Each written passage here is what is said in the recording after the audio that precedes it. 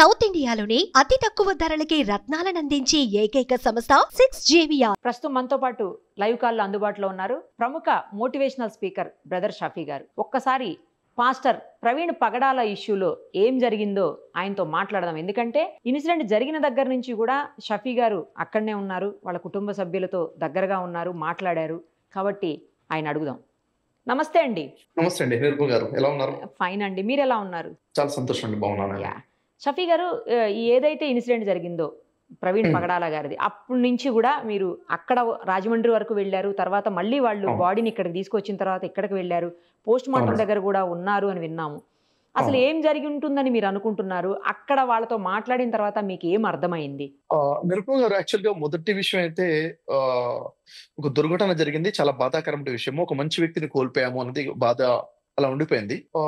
రెండో విషయం ఏంటంటే, యాక్చువల్గా అక్కడ ఏం జరిగింది ఏంటి అంటే, అది ఒక యాక్సిడెంట్ అని చెప్పేసి ఒక ఆలోచన, లేదు పన్నాగం ప్రకారంగానే ఏదో చేశారు, హత్య చేశారు అన్నది ఒక ఆలోచన. రెండు రకాల ఆలోచనలు అక్కడ ఉన్నాయి. అయితే వాస్తవానికి అక్కడ సీన్ లోకి వెళ్ళి ఎక్కడైతే జరిగిందో, ఎక్కడైతే పడిపోయి ఉన్నారో రోడ్డు పక్కన, అక్కడ ఉన్నటువంటి సిచ్యువేషన్స్ ని కనుక చాలా జాగ్రత్తగా పరిశీలిస్తే ఒక కోణంలో ఏమో యాక్సిడెంట్ జరిగిందేమో అన్న ఆలోచన వచ్చి ఆగుతుంది. మీరు వెళ్ళారా అక్కడికి? మీరు చూసారా ఆ స్పాట్ ని?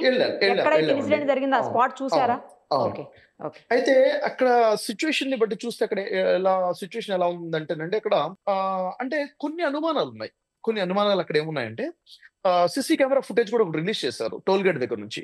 టోల్ గేట్ దగ్గర క్రాస్ అవుతున్నారో అప్పటికే బండి డ్యామేజ్ అయి ఉంది.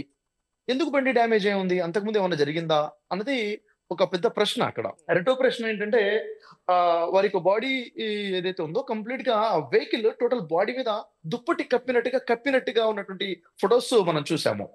అయితే కంప్లీట్ గా అలా ఎలా ఉంటుంది? జనరల్ గా మనం ఎక్కడ చూసిన యాక్సిడెంట్స్ కూడా అలా లేవు కదా. బహుశా అది ఒక యాక్సిడెంట్ కాకుండా ఇది ఒక అటాక్ ఏదైనా జరిగిందా అన్నది మరొకటి. అంటే కావాలని ఆ విధంగా పేరు చేశారు, ఎవరైనా అమర్చారా అన్నది ఒకటి. ఇంకోటి అంటే, వారు వేసుకున్నటువంటి టీ షర్ట్ మీద ఇక్కడ ఒక మచ్చ ఉంది, షూ గుర్తుంది. అంటే ఎవరో తొక్కినట్టుగా అది కూడా మచ్చ, రక్తపు మరక ఉన్నట్టుగా ఉంది. ఇంకా అక్కడ చూసుకుంటే సిచ్యువేషన్ చూసుకుంటే, బండి మీద వెనక టైర్ అయినా, సీట్ మీద అయినా, ట్యాంక్ మీద అయినా, పెట్రోల్ ట్యాంక్ మీద మొత్తం బ్లడ్ షెడ్ అయి ఉండడం కూడా ఒకటి చూస్తున్నాము. ఇంకొకటి, బాడీలో ఎక్కడ అంతగా ఎక్కువ డ్యామేజ్ లేకపోయినా కానీ ఫేస్ మీద మాత్రమే డ్యామేజ్ అవడము, హెల్మెట్ మొత్తం బ్లడ్ నిండిపోయి ఉండడము, ఇక్కడ ఒక దగ్గర ఫేస్ మీద అటాక్ అయింది, ఇది ఒక అనుమానంగా ఉంది. ఆ జరిగిన ప్రాంతంలోనే ఒక చెక్క ముక్కలు, కర్రలాగా చెక్క ముక్కలు దానికి బ్లడ్ ఉండడము, అది ఇరిగి ముక్కలుగా ఉండడము, ఇది కూడా ఒక అనుమానం. ఇవన్నీ కూడా ఎందుకంటే ఎప్పుడైతే గమనిస్తున్నామో అనుమానాలు వస్తున్నాయి. అయితే ఇలాంటి చెప్పుకుంటే కొన్ని పాయింట్స్ ఉన్నాయి అన్నమాట, ఎందుకు ఏంటి అన్నది. అయితే పోస్ట్ మార్టం దగ్గర టోటల్ బాడీని చెక్ చేసినప్పుడు 13 పాయింట్స్ లో గాయాలు ఉన్నాయని రిపోర్ట్ ఇచ్చారు. అంటే ఫిజికల్ గా అవుటర్ గా చూసినప్పుడు బాడీ, ఎందుకంటే నేను అక్కడ ఉన్నాను, వారు బాడీ మొత్తం టాప్ టు బాటమ్ చేసినప్పుడు 13 ప్రాంతాలలో దాంట్లో తొడ ప్రాంతం కాలిపోయింది, సైలెన్సర్ కాలింది అన్నది. అయితే సైలెన్సర్ కాలితే పాయింట్ మాత్రం ఏమాత్రం డ్యామేజ్ అవ్వలేదు, తను వేసుకున్నటువంటి పాయింట్. కాబట్టి ఏంటి అనేది ఒక క్వశ్చన్. ఇవన్నీ కూడాను అంటే ఇవన్నీ కోణాల్లో, ఎందుకంటే ఎక్కడైనా ఇది ఒక ఇన్సిడెంట్ జరిగిందంటే అనేక కోణాలు ఆలోచిస్తాం. కాబట్టి ఇంకొకటి ఏంటంటే, ఇంతగా ఆలోచించాల్సిన ఎందుకు అవసరం వచ్చింది? వారు ఒక క్రిస్టియన్ పాస్టర్ గా ఉండడము, పాస్టర్ గా ఉన్నప్పుడు హిందూ మత గ్రంథాల గురించి కొన్ని విషయాలు మాట్లాడము, ఇస్లాం గురించి కొన్ని విషయాలు మాట్లాడము, అయితే ఈ 3 మత బోధకుల మధ్య కొన్ని డిస్కషన్స్, చర్చలు జరగడము, అంటే కొంచెం వేడివేడిగా కొన్ని డిస్కషన్ జరగడము, ఇవన్నీ జరగడం వల్ల ఏదైనా జరిగి ఉంటుంది. అంటే ఈయన నాకు థ్రెట్ ఉందని ముందు చెప్పుకోవడము, వేరే వాళ్ళు వార్నింగ్ ఇవ్వడము, ఇవన్నీ కూడా ఒక అనుమానానికి దారి తీస్తున్నాయి. కాబట్టి చాలా స్ట్రాంగ్ గా వాయిస్ రేస్ చేశారు, ఖచ్చితంగా ఇది మర్డర్ అయి ఉంటుంది, సో మాకు క్లియర్ గా దీని మీద ఇన్వెస్టిగేషన్ చాలా క్లియర్ గా జరగాలని చెప్పేసి వాయిస్ రేస్ చేస్తున్నారు అక్కడ ఉన్నటువంటి ప్రతి ఒక్కరు కూడాను. ఒక సామాన్య పౌరుడిగా నేను కూడా వాయిస్ రేస్ చేసేదంటే న్యాయం జరగాలి. కాబట్టి వాస్తవాలంటూ స్పష్టంగా తెలియాలి. ఎందుకంటే అది ఒకవేళ ఇప్పుడు నా మనసు ఏం కోరుకుంటుంది అంటే, అది యాక్సిడెంట్ అయ్యి ఉంటే చాలా మంచిది అని నా మనసు కోరుకుంటుంది. కానీ ఎందుకంటే యాక్సిడెంట్ అయిపోయింది అనుకోండి, ఎక్కడా గొడవ లేదు, ఆ దేవుడి చిత్త ప్రకారంగా జరిగిందని చెప్పేసి ప్రతి ఒక్కరు యాక్సెప్ట్ చేస్తారు. ఒకవేళ ఇది నా అటాక్ అనుకోండి, నిజంగా సమాజంలో ఒక రకమైనటువంటి విషాదం చోటు చేసుకోవడమే కాకుండా ఒక రకమైన రైవలరీ మొదలైపోతుంది. ఇది జరగకూడదని చెప్పేసి ఒక పౌరుడిగా నేను మనస్ఫూర్తిగా కోరుకుంటున్న విషయం అనమాట. ఓకే, యాక్చువల్లీ మీరు ఎందుకండి పర్సనల్ గా అక్కడ వరకు వెళ్ళారు, తర్వాత బాడీ వచ్చినప్పుడు కూడా మీరు హైదరాబాదు చర్చ్ దగ్గరికి కూడా వెళ్ళారు, అన్నీ చూసాము. ఎందుకు మీరు పర్సనల్గా వెళ్తే ఏమన్నా అంటే ముందు నుంచి వాళ్ళ ఫ్యామిలీతో రిలేషన్ ఫ్రెండ్షిప్ అట్లా ఏమన్నా ఉన్నాయా? లేదండి. ఫ్యామిలీ రిలేషన్ ఏం లేదు. వ్యక్తిగతంగా వారి పరిచయం కూడా ఏం లేదు. ఓకే. ఒక్కసారి రక్షణ ఛానెల్‌లో ఒకసారి స్టూడియోలో కలిసాం. అది కూడా వెరీ లాంగ్ బ్యాక్. ఒక 4, 5 ఇయర్స్ బిఫోర్ అది. హ్మ్. 4, 5 సంవత్సరాల ముందు ఒక్కసారి మాత్రమే. హ్మ్. కాకపోతే వారికి నాకు ఉన్నటువంటి అనుబంధం ఏమిటి అంటే నేను గత ఒక 10 సంవత్సరాల క్రితము బైబిల్ మరియు ఖురాన్‌కి సంబంధించిన సమాంతర విషయాల గురించి నేను మాట్లాడుతూ కొన్ని వందల వీడియోలు స్టేజెస్ మీద నేను ప్రసంగం చేస్తున్నాను. హ్మ్. హ్మ్. అయితే నేను చేసిన ప్రతి స్పీచ్‌కి కూడాను వారు నేను ఏకీభవించట్లేదు. నేను దీన్ని ఖండిస్తున్నాను. ఓకే. నేను బైబిల్ వాక్యాన్ని ఇలా అర్థం చేసుకున్నాను. మీరు చెప్పే అర్థం సరైంది కాదని చెప్పేసి వారు నా స్పీచెస్‌కి కౌంటర్‌గా దాదాపు 2, 300 వీడియోస్ వారు చేస్తున్నారు. ఆహా! ఈ విధంగా సోషల్ మీడియాలోనే మేము అంటే ఇంటలెక్చువల్ డిస్కషన్ లాగా అంటే ఎప్పుడు కూడా నేను వారి పేరు ప్రస్తావన చేసి ఏ వీడియో చేయలేదు. హ్మ్. కానీ ప్రవీణ్ పగడాల గారు నా పేరు ప్రస్తావన చేసి నా పేరు మీదనే దాదాపు 2, 300 వీడియోలు చేస్తున్నారు. షఫీ గారు మీరు ఇలా అనుకుంటున్నారు. అది కాదు ఇది అని చెప్పేసి వారు చెప్పారు. మేము స్వాగతించాం. ఎందుకంటే ఏదైనా ఒక విషయం మీద డిస్కషన్ జరుగుతుంటే అవగాహన పెరుగుతుంది. అది డిస్కషన్ మాత్రమే ఉండాలి. ఇంటలెక్చువల్ గానే ఉండాలి. కరెక్ట్. ఈ పరిచయం వారితో నాకుంది. హ్మ్. అయితే వ్యక్తిగతంగా తను చాలా మంచి వ్యక్తి అని చెప్పేసి నేను విని ఉన్నాను. అంటే తను వారి 2 పిల్లలున్నారు. అంతేకాకుండా అనాథ పిల్లల్ని కూడా తీసుకొని పోషించడము, సోషల్ వర్క్‌లో ఉండడము. వారు చెప్పినటువంటి ఒక 2 పాయింట్స్ మాత్రం చాలా బలంగా హార్ట్‌కి టచ్ అయ్యాయండి వారి హ్మ్. స్పీచెస్. అదేంటో ఇప్పుడు నేను చెప్పాలి కూడాను. ఎందుకంటే సమాజానికి తెలియాలి. యాహ్! వారంటుందేంటంటే మతము అనేది చంపేస్తుంది. మతము మానవుడికి ఉండకూడదు. మానవుడు ఈ మత పిచ్చిలో అడ్డుగోడలు కట్టుకొని మానవులు విడిపోతున్నారు. ఈ మతము కాకుండా దేవుడితో మాత్రమే కనెక్షన్‌లో ఉండాలి. అంటే ఆ భగవంతుడు, సర్వేశ్వరుడు మనం ఏ భాషలో పిలుచుకున్నా కానీ. ఇది వారు చెప్తుంటే స్ట్రాంగ్ పాయింట్. ఇంకో హ్మ్. విషయం ఏంటంటే ఈ మతాన్ని కొట్టిపడేశారు. కులాన్ని కూడా కొట్టిపడేశారు. ఈ కులం అనేది లేదు. మానవుడు మాత్రమే, మానవత్వం మాత్రమే, సృష్టికర్త అయిన దేవుడు మాత్రమే. ఈ భావన కలిగి ఉండాలని చెప్పేసి వారు చెప్పిన విషయాలు దీనికి ఏ కులస్తులకి, ఏ మతస్థులకి అబ్జెక్షన్ లేనటువంటి విషయం అన్నమాట. కాబట్టి ఈ 2 విషయాలు నాకు చాలా బలంగా హార్ట్ టచ్ అయినటువంటి విషయాలు వారు మాట్లాడినవి. మరి నేను అక్కడికి ఎందుకు వెళ్ళాల్సొచ్చింది? అంటే సమాజంలో చాలా యాక్టివ్‌గా వర్క్ చేస్తున్న వ్యక్తి. ఒకటండి 2 విషయాలు ఉన్నాయి ఇక్కడ. హ్మ్. ఒకటి వారు నమ్ముతున్నటువంటి మతాన్ని, వారు నమ్ముతున్నటువంటి దేవుడిని ప్రచారం చేసుకోవడం ఒకటైతే, రెండోది సమాజంలో ఒక క్యారెక్టర్ బిల్డ్ చేయడం కోసం కూడా వర్క్ చేస్తున్నారు. ఓకే. మనిషి ఎలా బతకాలి? నీతిమంతుడిగా ఎలా ఉండాలి? తోటి ప్రజలతో మానవత్వంతో ఎట్లా ఉండాలి? కుటుంబ సభ్యులతో అంటే క్యారెక్టర్ బిల్డింగ్ వర్క్ నడుస్తుంది కదా! ఇక్కడ నేను ఇన్‌స్పైర్ అయ్యి ఉన్నాను. కాబట్టి ఇట్లా క్యారెక్టర్ బిల్డ్ చేస్తున్నారు యూత్‌లో, ప్రజల్లో. హ్మ్. సో, అలాంటి వ్యక్తి చనిపోయారనేసరికి ఎలాగైనా ఒక భావన నాకు ఒక రిలేషన్ ఉంది. Social media relation. హ్మ్. వెంటనే ఫస్ట్ ఆ పోస్ట్ నేను చూసినప్పుడు నేనేమనుకున్నానంటే, ఎవరో ట్రోల్ చేస్తున్నారేమో పడనోళ్ళు ఉంటారు కదా! ట్రోలింగ్ పోస్ట్ అన్నా అనిపించింది తప్ప, దీంట్లో వాస్తవం ఉంటదన్న ఆలోచన నాకు రాలేదు. ఎందుకైనా మంచిదని చెప్పేసి యూట్యూబ్ ఓపెన్ చేసి సెర్చ్ చేశాను. ప్రవీణ్ పగడాల ఇన్సిడెంట్. అప్పుడే జస్ట్ 3 మినిట్స్ బిఫోర్ ఏదో యూట్యూబ్ ఛానల్ వాళ్ళు అప్‌లోడ్ చేసి పెట్టారు. ఇక్కడ యాక్సిడెంట్ అయిందని చెప్పేసి. ఓకే. అప్పుడు నాకు క్లారిటీ వచ్చింది. ఇలా జరిగింది. ఓహో! అవునా!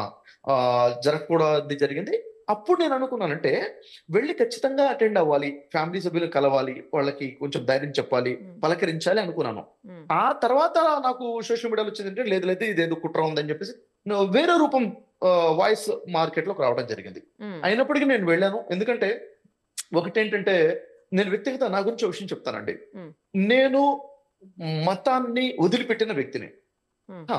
ఒకప్పుడు ఒక సమయం గడిచింది. నేను కూడా ఒక మతాన్ని బలంగా నమ్ముతున్నటువంటి వ్యక్తిగా నేను మత ప్రచారం చేసిన వ్యక్తిగా నేనున్నాను. హ్మ్. కానీ ఈ రోజు నేను ప్రకటిస్తున్న విషయం ఏంటంటే నేను మతాన్ని నేనే వదిలేసాను. హ్మ్. మతాన్ని నేను వదిలిపెట్టినటువంటి వ్యక్తిని. నేను కేవలము మానవత్వాన్ని నమ్ముకొని, ధర్మాన్ని, సృష్టికర్తను నమ్ముకున్న వ్యక్తిని మాత్రమే. హ్మ్. మనుషులందరూ కలిసికట్టుగా మనిషిని మనిషిగానే చూడాలి, మతం చూడకూడదని బలంగా నమ్ముతూ ప్రజలకి సందేశం ఇవ్వాలనుకుంటున్న వ్యక్తిని. హ్మ్. ఆ సందేశంలో భాగంగానే నేను అక్కడికెళ్ళాను. అక్కడ ప్రవీణ్ పగడాల అంటే ఒక వ్యక్తి మాత్రమే నాకు కనబడ్డాడు తప్ప క్రైస్తవుడిగా నేను అతన్ని చూడలేదు. ఓకే. కాబట్టి నేను అక్కడికి వెళ్ళాను. ఇప్పుడు ఓకే. చిలుకూరు బాలాజీ టెంపుల్ ప్రధాన అర్చకులు గారి మీద దాడి జరిగింది. అవును. అక్కడికి నేను వారిని ఒక హిందూగా చూసి వెళ్ళలేదు. ఒక హ్మ్. మానవుడిగా, ఒక గొప్ప ప్రబోధకుడిగా నేను వారిని చూసి ఆ స్వామీజీని కలవాలి, పలకరించాలి. ఆ పెద్ద మనిషి పట్ల అలా జరగకూడదని అక్కడికి వెళ్ళాను. హ్మ్. ఇప్పుడు సికింద్రాబాద్‌లో ముత్యాలమ్మ టెంపుల్ మీద జరిగినటువంటి అటాక్ ఒక ఉన్మాదిలాగా ఒక వ్యక్తి అవును. చేశాడు. అవును. దాంట్లో వెంటనే స్పందించాను. ఒక టీవీ ఛానల్ వాళ్ళు పిలిచారని చెప్పి ఖండించి వెంటనే శిక్షించండి. ఇలాంటి వాళ్ళు సమాజంలో ఉండకూడదు. హ్మ్. ఎందుకంటే ఎక్కడ ఏది జరిగినా అని ఒక మనిషిగానే చూడాలి. మానవత్వంతోనే చూడాలి. నా మసీద్ మీద అటాక్ జరిగితే నేను మాట్లాడతాను. నా ముస్లిం మీద అటాక్ జరిగితే మాట్లాడతాను. వేరే మతస్థుల మీద అటాక్ జరిగితే నేను మాట్లాడనంటే అదే మత పిచ్చి అంటాను. హ్మ్. అలాంటి మత పిచ్చి నాలో లేదు. నేను ఏ కాసింత ఉన్నా కానీ పూర్తిగా నేను వదిలేసుకొని ఒక మానవుడిగా మానవత్వం కోసం బతుకుతున్న వ్యక్తిగా నేను ఇప్పుడు ఉన్నాను. వాళ్ళ ఫ్యామిలీ మెంబర్స్ తో కూడా మీరు మాట్లాడున్నారు కదా, వాళ్ళ నుంచి ఎలాంటి డౌట్స్ గానీ ఎలాంటి స్పందన గానీ అనిపించిందండి మీకు, చూసారు మీరు? వాళ్ళ ఫ్యామిలీ మెంబర్స్ తో నేను మాట్లాడితే చాలా ఇన్స్పైర్ అయ్యానండి. చాలా మంచిగా అనిపించింది. అక్కడ ఏమైందంటే యాక్చువల్ గా ఏ రోజైతే ఇన్సిడెంట్ అయిపోయిందో ఆ రోజు గడిచిపోయింది, రాత్రి గడిచిపోయింది, రెండో రోజు కూడాను. ఫస్ట్ వాళ్ళు ఏమన్నారంటే ఓ ఫ్యామిలీ మెంబర్స్ వచ్చేంత వరకు కూడాను మేము ఈ బాడీని మేము ఇక్కడ నుంచి రిలీజ్ చేయమని పోలీసు వాళ్ళు చెప్తుంది. ఎఫ్ఐఆర్ అవ్వాలి కదా, ఎఫ్ఐఆర్ ఏమని అవ్వాలి? ఇది యాక్సిడెంట్ అయింది అని చెప్పి చేయాలా, లేకపోతే ఏదన్నా మాకు అనుమానం ఉందని చేయాలా, అనుమానాస్పదమైన మృతం చేయాలా?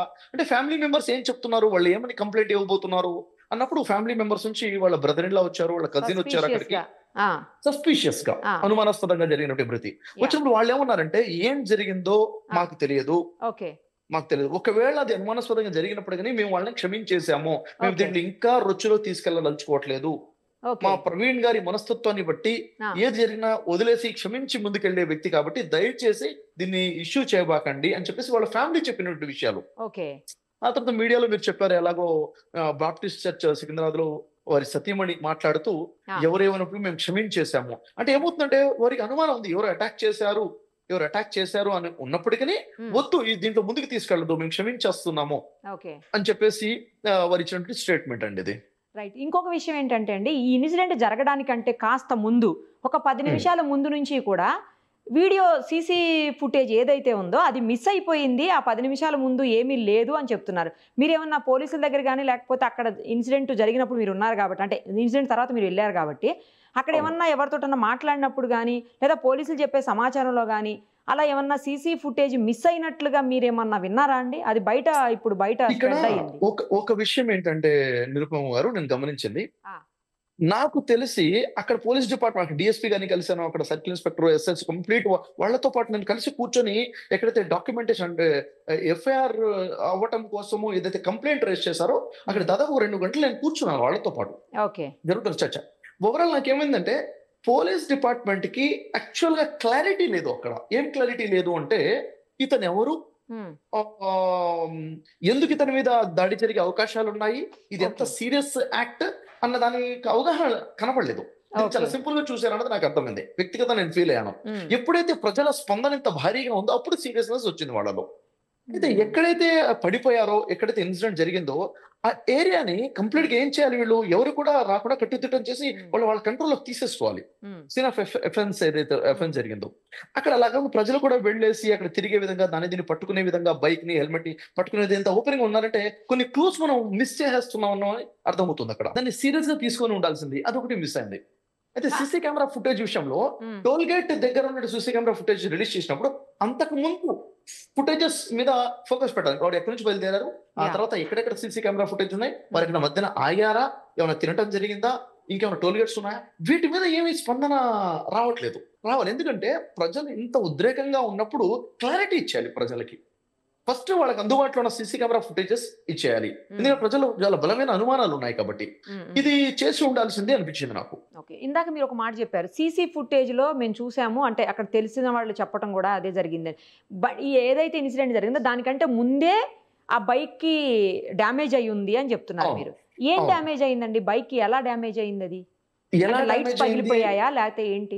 హెల్మెట్ ముందు ఏదైతే మెయిన్ హెడ్ లైట్ ఉంటుంది కదా, ఆ హెడ్ లైట్ పగిలిపోయి ఉంది, మొత్తం కూడా బలమైన దెబ్బ తగిలినట్టుగానే ఉంది. అక్కడ బైక్ ముందు బలమైన దెబ్బ తగిలినట్టు. అప్పుడు ఆయన బాగానే కనిపిస్తున్నారా?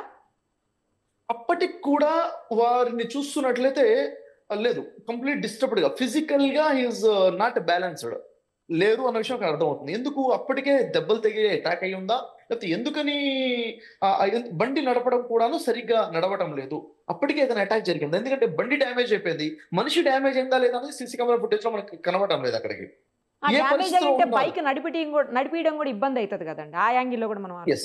బండి నడపడం కూడా ఇబ్బంది అవుతుంది, కానీ హైవేలో ఉన్నారు, సో ఉన్నటువంటి మినిమం సోర్స్ ఏంటంటే వారికి ఉన్నటువంటి సైట్ లైట్, ఇండికేటర్ లైట్, అది మినిమం సోర్స్. అంటే ఎదుటి వాళ్ళు వచ్చి గుద్దకుండా ఉండడం కోసం మనం ఇక్కడ వెహికల్ ఉందని రాత్రి తెలియజేయడానికి ఇండికేటర్ లైట్ ఆన్ చేస్తున్నారు. ఇండికేటర్ లైట్ ఆన్ చేసుకుని డ్రైవింగ్ చేస్తున్నారు. ఇది నిజంగా ఒక మిస్టీరియస్ డెత్ అండి, ఒక మిస్టీరియస్ డెత్. దీనికి చాలా తక్కువ సమయంలోనే సమాధానం ఇవ్వాలి. ఇక్కడ 2 విషయాలు చెప్పాలనుకున్నాను. ఇంత పెద్ద ఇన్సిడెంట్ జరిగి ఇంత పెద్ద అనుమానం ఉన్నప్పటికీ క్రైస్తవ సోదరులను ఎక్కడ చూసినా వాళ్ళు నినాదాలే చేశారు తప్ప ఎక్కడ కూడా ఇబ్బందికరంగా అంటే బయట డిస్టర్బ్ చేసే విధంగా ఎక్కడ ప్రవర్తించలేదు. ఆ విషయం నేను వాళ్ళకి హ్యాట్సప్ చేస్తున్నాను. ఇంకా రెండో విషయం ఏంటంటే, కొంతమంది అనవసరంగా కొన్ని పేర్లు చెప్పేసి ఈ వ్యక్తుల మీద మాకు అనుమానం ఉంది అని చెప్పేసి ఓపెన్ గా మార్కెట్ లో చెప్పేస్తున్నారు. ఇది కరెక్ట్ విషయం కాదండి. ఎందుకంటే ఉదాహరణకు వాళ్ళకి ఇద్దరి మీదనో ముగ్గురు మీద అనుమానాలు ఉన్నాయి. అది అనుమానమే కదా. అనుమానము తర్వాత తప్పని తేలొచ్చు, ఒప్పు అని తేలొచ్చు.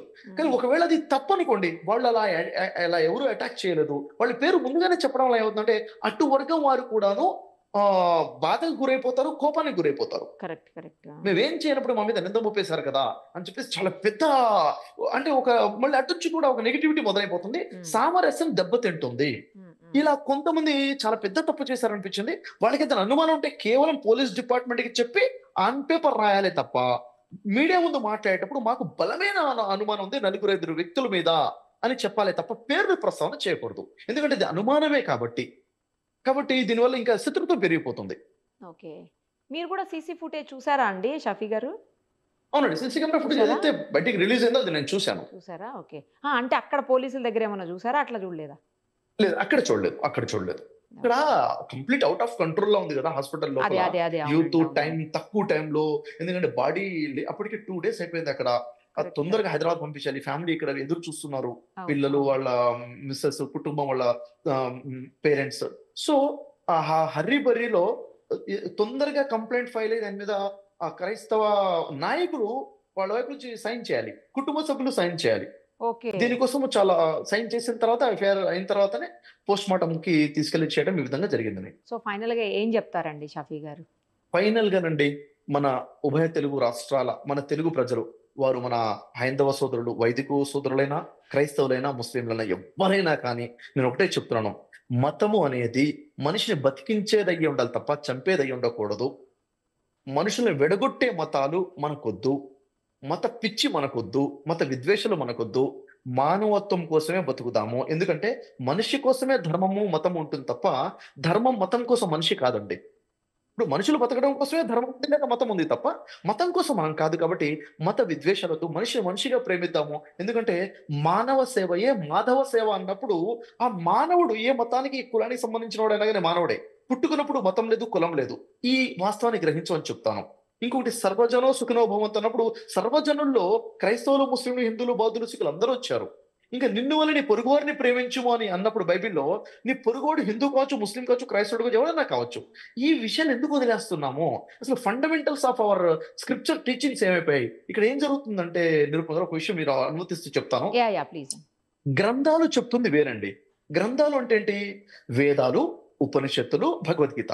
దీన్ని నేను నమ్ముతున్నాను, ధర్మశాస్త్రము నమ్ముతాను. అంటే భగవద్గీతలో శ్లోకం ఉంటుందండి, 16వ అధ్యాయంలో 23-24 శ్లోకాలు చూస్తే అక్కడ ఉంటుంది, తస్మా శాస్త్రం ప్రమాణం తే కార్యకార్య వివస్థితౌ జ్ఞాత్వా శాస్త్ర విధానోక్తం కర్మకర్తూ మిహర్హసి. ఓ అర్జున, నువ్వు ఏ పని చేయాలన్నా, ఏ పని చేయకూడదన్నా నీకు శాస్త్రము ప్రమాణమై ఉన్నది.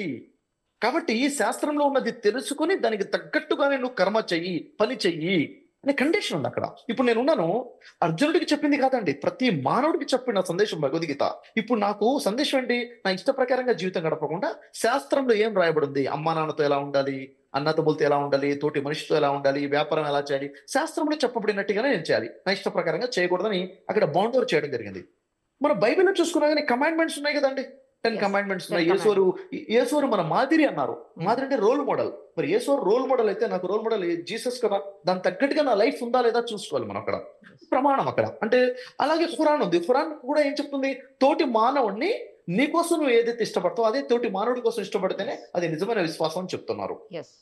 కాబట్టి ఇది గ్రంథాలు చెప్తున్నాయి. గ్రంథాలు ఇలా చెబుతున్నా కానీ మనుషులు ఎందుకు విడిపోతున్నారంటే గ్రంథాన్ని బోధించే కొంతమంది అబద్ధ బోధకుల వల్ల ఇలా జరుగుతుంది. అబద్ధ బోధకులు అంటే ఏంటి? ధర్మాన్ని మార్చి మతాలు సృష్టించిన వారు అబద్ధ బోధకులు అండి. తమ స్వలాభం కోసము వారు హైందవుల్లో ఉన్నారు, క్రైస్తవుల్లో ఉన్నారు, ముస్లింలలో కూడా ఉన్నారు. వీళ్ళు ఏం చేస్తారండి? స్వలాభం కోసం వాళ్ళు అంటే వాళ్ళ మనుషులని, అంటే దైవ భక్తులని కస్టమర్లుగా చూస్తారు. వీళ్ళు నా వైపు కస్టమర్లు ఎక్కువ రావాలి, నా కస్టమర్లు ఎక్కువ పెరిగిపోవాలి, అంటే నా వర్గం పెరగాలి, వాళ్ళ మీద అధికారం రావాలి, ఆధిపత్యం రావాలి, వాళ్ళ రాబడి కూడా రావాలి. ఈ విధంగా అనేక వర్గాలు వచ్చేసాయి. అందుకు వీళ్ళు ఏమంటారంటే ఆ వర్గం తప్పు, ఆ మతం తప్పు అని చెప్పేసి విద్వేషాలు. ఎందుకు అక్కడి నుంచి ఇటు వచ్చేయాలి అందరూ, ఇటోటి అటు వెళ్లకుండా ఉండాలని చెప్పేసి ఈ హిందూ ముస్లిం క్రైస్తవులు విడగొట్టారు. ఒకే క్రైస్తవులు అనేక సంఘాలు వచ్చాయి. మళ్ళీ ఈ సంఘం తప్పని వాడంటాడు, వాడు సంఘం తప్పని వీడంటాడు. ముస్లింలో కూడా అనేక జమాతులు వచ్చేసాయి. ఈ జమాత్ తప్పని వాడంటాడు, ఆ జమాత్ తప్పని వీడంటాడు. మన హైందవులో కూడా ద్వైతము, అద్వైతము, శైవము, వైష్ణవము ఇవన్నీ వచ్చేసాయి. ఇది తప్పని వాళ్ళంటారు. ఇవన్నీ కూడా నేనేమంటానంటే గ్రంథాలు ఇలా బోధించట్లేదు. ఇప్పుడు నేనేమంటానంటే ఈ మత బోధకుల్ని పక్కన పెట్టేసి గ్రంథాన్ని పట్టుకుందాం, బైబిల్ చేతిలో పట్టుకుందాం, ఖురాన్ని చేతిలో పట్టుకుందాం, భగవద్గీతని చేతిలో పట్టుకుందాం, వేదాలు పట్టుకుందాం. ఈరోజు ఇన్ఫర్మేషన్ టెక్నాలజీ అండి అన్ని అందుబాటులో ఉన్నాయి, చదువుదాం. అప్పుడు నిరుపమ గారిని చూస్తే నాకు ఎవరు కనిపిస్తారు? ఒక మనిషి కనబడతారు, ఒక మానవత్వం కనిపిస్తుంది. ఒక హిందూ కానీ క్రిస్టియన్ కానీ నాకు మీలో కనపడరు. ఈ స్థాయికి మానవుడు ఎదగాలి అంటాను నేను. ఇదే నా ఫైనల్ అప్పీల్ మన ఉభయ తెలుగు రాష్ట్రాల ప్రజలు, భారతదేశ ప్రజలకి. కరెక్ట్ చెప్పారండి. సేమ్ టైం ఏంటంటే ఎవరు మతాన్నైనా వాళ్ళు ఎంతన్నా ప్రచారం చేసుకోవచ్చు, కానీ పరమతకుల్ని ఎవరైతే ఉంటారో లేకపోతే వేరే మతాలకు సంబంధించిన వాళ్ళని ఎవరిని కామెంట్ చేయకుండా, వాళ్ళ దేవుళ్ళనో లేకపోతే వాళ్ళ మత ఆచారాలను కామెంట్ చేయకుండా ఉండటం అనేది కూడా చాలా ఇంపార్టెంట్ అండి. కామెంట్ చేయకపోవటం అన్నది చాలా దూరపు విషయం అండి. రెస్పెక్ట్ ఇవ్వాలంటున్నాను నేను.